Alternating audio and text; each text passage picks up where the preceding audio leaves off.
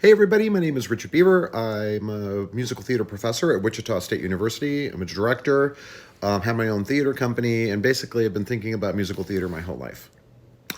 I'm intrigued by this revival of Camelot that's happening at Lincoln Center Theater, directed by Bart Scher, and new book by Aaron Sorkin. I'm intrigued by this whole idea.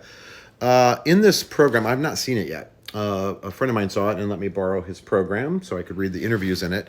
And in the interview with Aaron Sorkin, he's talking about stripping away all of the magical elements of the original Camelot because he felt like the stakes aren't high enough if magic is involved. And I get what he's saying there, that if you can just have a Deus Machina, then the stakes don't really matter.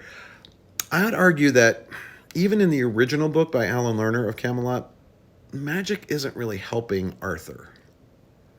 It's not really helping him. He's having to work it out himself. In fact, I just thought of this. Merlin says to him, "Think, Arthur, think." It's not that any magical element is coming in and helping him figure out what to do. He's having to figure it out himself.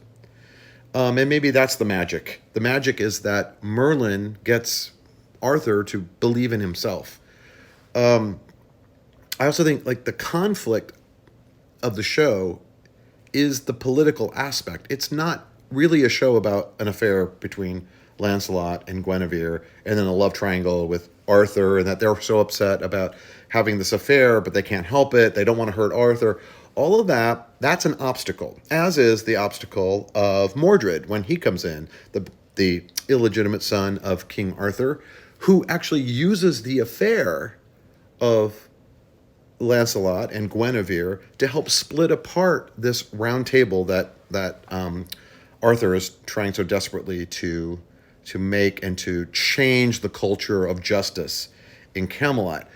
It really is a political story, and I think the original production wasn't able to highlight that. They didn't know what story they were highlighting. That's what I would argue, although I'm old, but I'm not old enough to have seen the original production of Camelot.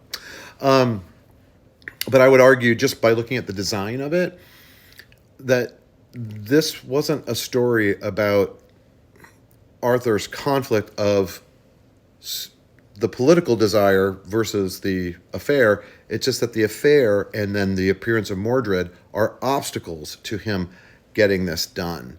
And I don't think the magical element really played a part in it at all. My 2 cents.